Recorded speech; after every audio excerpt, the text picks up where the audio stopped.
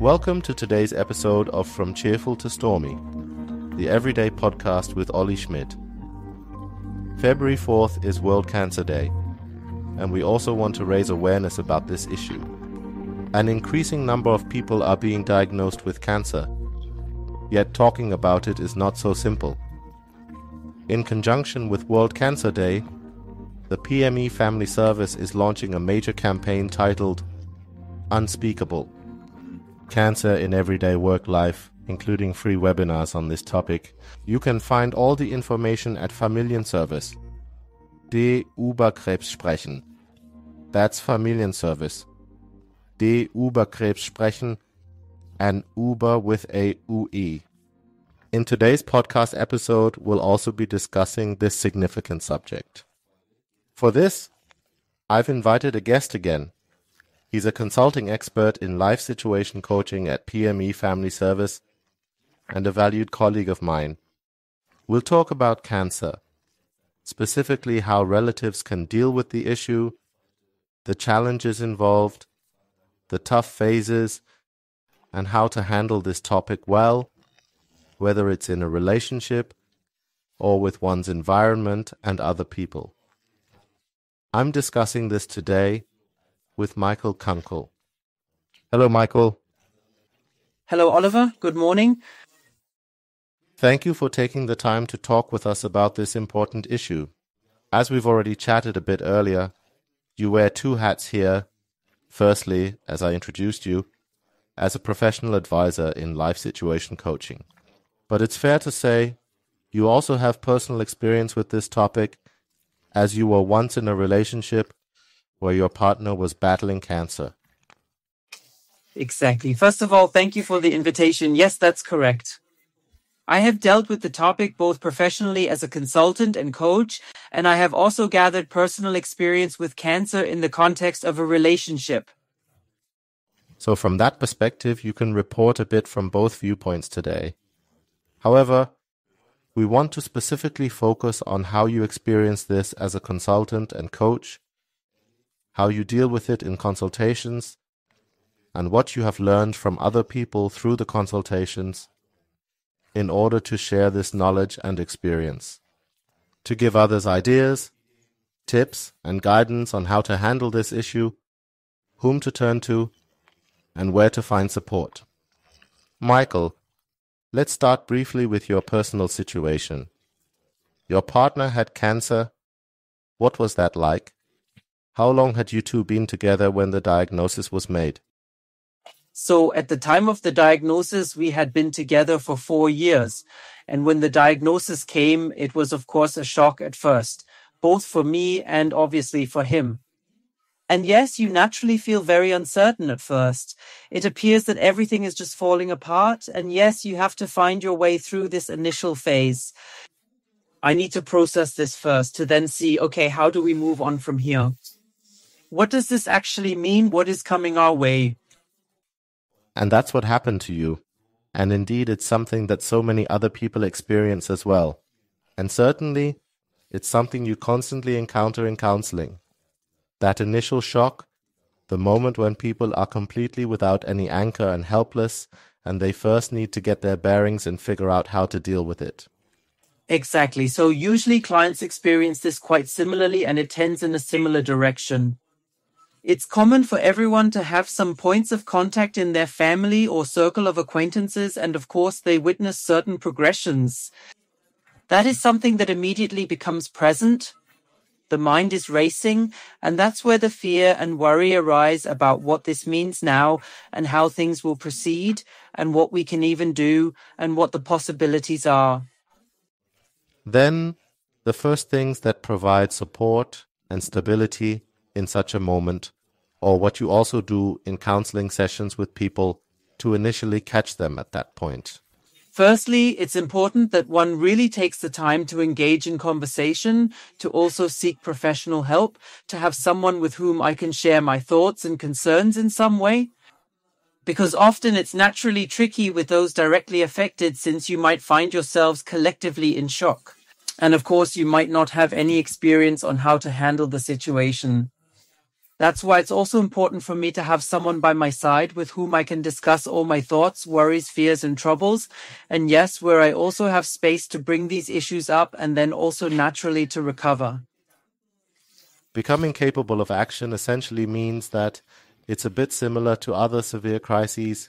Yes, firstly, to give the whole thing space to let out the emotions, to notice and allow them. Yes, it's not wrong to have feelings in such a moment, or to have intense emotions, but it's important to deal with them, to allow them, and then, from your perspective as a consultant and coach, to also give them space initially. I think this is analogous to other crisis situations. It's just important to give the whole thing space, and by doing so, one can regain the ability to act in order to develop a direction for oneself, to ask, what can I do? What can we do? What is needed? What kind of help and support options are there? What should be considered? And to make sure that one takes good care of oneself and others. And there you've already touched upon something very important for oneself and for the other. I'd like to take a moment to consider the individual perspective. Indeed, everyone needs to pay some attention to themselves in such moments. Clearly, the person receiving the diagnosis requires the support of their partner. At the same time, the partner also has to look after themselves, considering how to cope with the situation and what their own needs are. I've already brought up the word needs. That's certainly an important aspect of how couples can manage this topic effectively. But maybe you have some more insights from your counseling. What's particularly important for couples to handle this issue well? Obviously, it's important to handle this openly and to truly share feelings with one another, discussing what it brings up for each person personally, such as thoughts, fears, and worries that may arise, but also what actions one might be able to suggest or take after seeking help, and what options are available for strong support. And yes, I've deliberately phrased it so that people really stay true to themselves, because when such a diagnosis comes, there's no doubt that the person who is sick is the one hit the hardest. That's for sure. The daily life is, of course, dictated by this diagnosis, by the illness, the treatment, and everything that follows. And as a rule, you do your best to support and help. And yes, one must also live through all these difficulties, challenges, and emotions wrapped up in it. And this is obviously not only a huge challenge and difficult for the patient, but also for the relatives, for the partner or spouse. And one must realize that they are human beings, not doctors or therapists. You try to help as best as you can, but there are limits, and it's normal to reach one's limits. And it can also happen that sometimes one is overwhelmed and reaches a breaking point, and that should be allowed to say, I'm feeling this way right now, and I am overwhelmed. That is indeed a very important message at that point. This means that, as a partner, I can be overwhelmed too. I don't have to be professional like a doctor or a therapist, but I'm also allowed to show weaknesses. I can also show that sometimes it becomes too much for me. And very importantly, I'm also allowed to express my own needs. Exactly. It's really very important to dare to admit to oneself and also to articulate it, because naturally you tend to hold yourself back, function, and try to help in some way. However, you must remind yourself that you are truly a pivotal support in the system. Even the strongest pillar can develop cracks if it's overburdened. That's why it's so important to say, I am needed here. And for that reason, I must also be mindful of how I treat myself, to recognize my limits and how I manage to stay balanced and maintain an energy level that allows me to provide good support here. I like the pillar with cracks. It's a powerful image that I can clearly envision. This means it's not at all selfish to consider my own needs, but rather it's extremely important to do so. By taking care of myself, I remain stable at all times, preventing any cracks from forming, allowing me to continue being a pillar of support in this situation. And I believe it's important to maintain good communication. Exactly. So I think it's important to keep the conversation going. And that's, of course, not always as simple as it sounds at first, because the person who is sick is in an exceptional state. And of course, they're also under tremendous pressure with a lot of fears, worries, and overwhelm spreading. And yes, it's naturally difficult for them to address or even notice the concerns and problems of their partner or spouse. This means that one must acknowledge or expect that you may not always find a listening ear, and that the person isn't indifferent, but rather that they're unable to respond differently at the moment, and that one has to endure that, maybe also cope with the resulting frustration. And at the same time, you shouldn't feel guilty if at some point you say, stop, I've reached my limit right now, and I just need to talk about my fears, concerns, and needs, what I require. And this doesn't just pertain to the person who is ill, but of course to the entire surrounding environment, because the focus is initially on the person who is ill. And yes, of course, it often becomes apparent that one must be understanding and supportive. All of which is well-intentioned, but it also can add to the pressure, because you're always given the impression that you just have to endure it.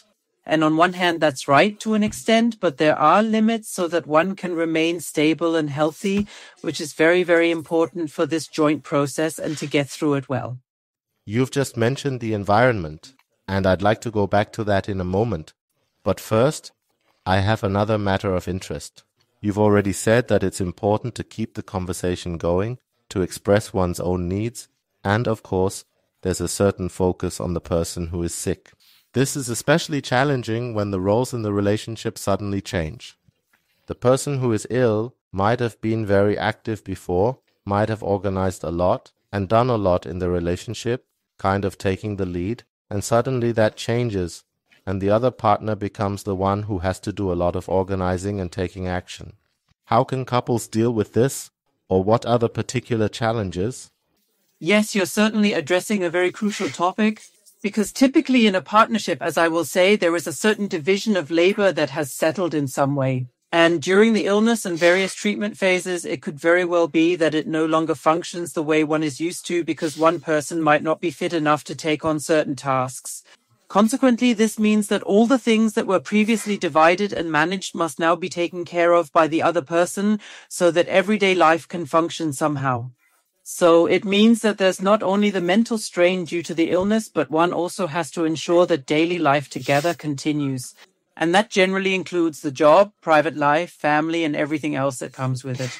And then there are the treatment phases that require accompaniment to doctor's appointments, trips to the hospital, and dealing with visiting hours and other things, which, as I would say, just add to the load one must already handle.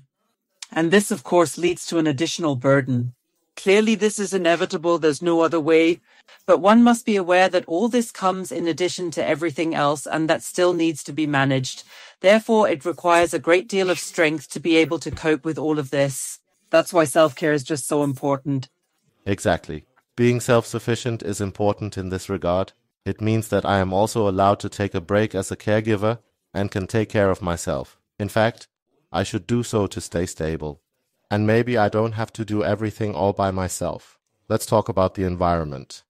There are also other people involved. It's not just about partners. There are family members, friends, and they too can be approached for support. Ideally speaking, these are people who assist me, who help me, and who are there for me. However, it might also happen that the environment doesn't respond the way I would wish. How should I deal with that? Yes, I think that is naturally a difficult topic you're addressing, because in life we always have certain wishes and sometimes expectations that we set, and they're not always met. And I think that's the case here as well. This often has to do with the fact that sometimes the environment just can't comprehend or empathize with what it's like to be in that situation. Because if I haven't been in the situation myself, then I probably can't grasp the extent and the impact that comes with it for those affected. And the environment just thinks, well, it's bad, of course, but there are treatment and support options, and you just have to get through it as a partner, and that I don't hold it against anyone. But then perhaps I also don't hesitate to just say how I feel about it and what I think of it and what I would wish for, because otherwise I'm not giving the environment the chance to possibly take a different perspective or take away any impulses. And then sometimes there's an additional problem, namely that the sick often don't want others to really know about it, about how one is doing or the state of their health. And that, of course, means that as a partner, I find myself in an extreme tension field because on one hand, I might need to talk to someone to exchange thoughts about my difficulties, my worries, my fears, my problem situations where I might need help.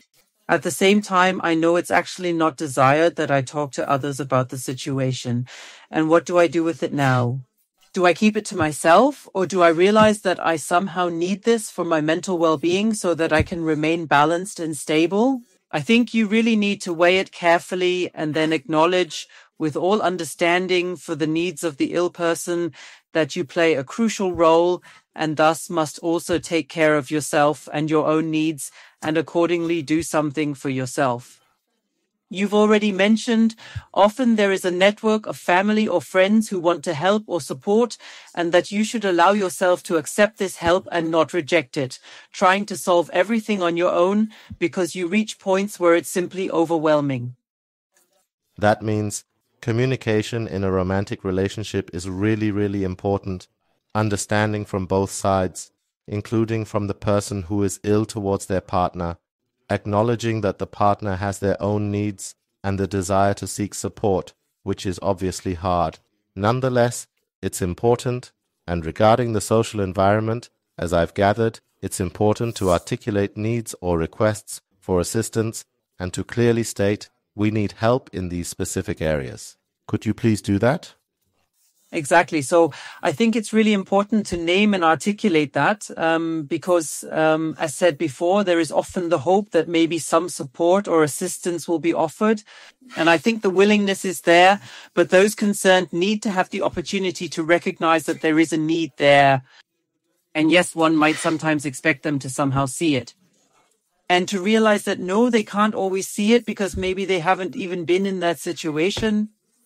And that sometimes it's simply necessary to say something so that they are even able to recognize what is needed here.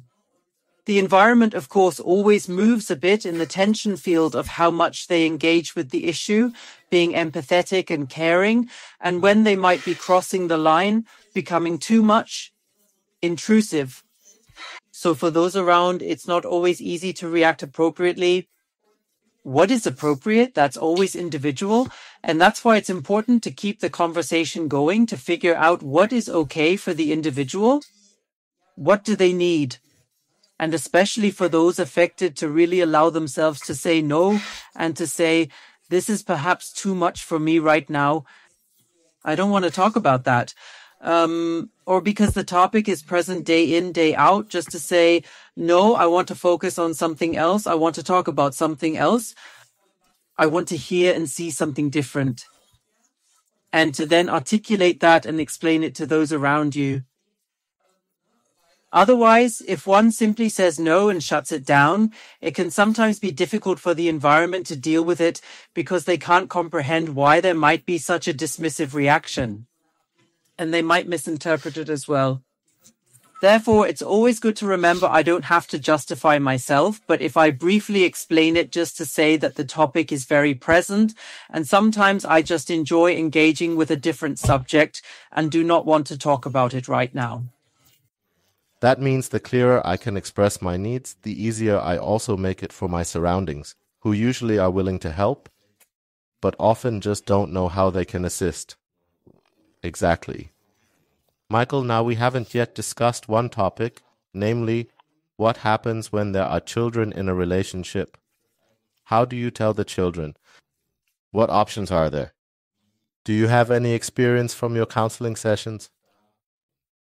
Dealing with children is obviously a unique challenge because, for one thing, you have to consider, depending on the age of the children, to what extent can I really address the whole situation? What's the right amount, so to speak, to explain the situation, the reality, and to be truly open with the children? But then there's also the limit, the point where it overwhelms the children, where it creates fears and leads to them being overburdened. And I think it's also important to seek professional support in these cases, to approach counseling centers and really shed light on the issue to determine how, in the individual situation, to involve the children. How can I do that well? Because it must be said that children are extremely perceptive. And as a parent, I won't manage to hide this topic and my own fears and worries from the children. They will sense it even if I try my hardest to act normally and keep it away from them. And that's the dilemma, because they sense it, but then see that there isn't an appropriate reaction, which in turn makes children insecure. That can lead to fears, because children feel that something is being ignored, that they're not being dealt with openly, and they have their own thoughts about it, which can be very distressing. Therefore, it's extremely vital to seek support to really find a good way to handle this so that it can be managed well by everyone involved. We've already reached the next point, which is where can I seek support?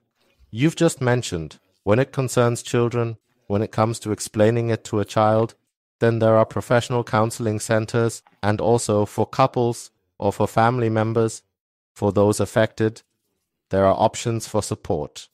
For one can turn to PME Family Service. If one has the opportunity to receive counseling from us, then there are professionals like you who can offer support and guidance. What other options are there where people can seek support? Exactly. So there are, of course, various specialized counseling centers that focus on cancer illnesses and have different branches throughout the federal territory. There are online and telephone services, and we at PME would certainly provide support and establish contact if there is a need. As you mentioned earlier, these counseling centers are not only available for those affected, for the sick, but also for their relatives. This means that as a family member, I can also seek advice. What can I do in my situation? What should I pay attention to? What's important? What's important when it comes to children? And this can be, as mentioned, one-on-one counseling. But there are also support groups to simply exchange experiences with other affected individuals. And we would then also offer individual support to see what the personal needs are, what might make sense, and where are there regional offers to then make the appropriate contacts. And we will also include a selection of counseling centers in the show notes so that one can get an overview of the options available. Exactly, definitely. Michael, that was an interesting conversation about a topic that's not altogether simple. And that's precisely why I think it's important that we address this issue, that we encourage people to talk about it, that we encourage people to seek support, and not to deal with this issue alone. Thank you for taking the time. Is there anything else we haven't discussed, or something you feel you absolutely must get off your chest? First of all, thank you for the invitation, and I think it is very, very important to talk about this topic. I can only encourage people to have the courage to talk about it and not feel like they must solve everything all by themselves, as there are simply limits with this difficult issue. One needs support, one needs some kind of help. And there are good services available that one should also allow oneself to take advantage of and make proper use of.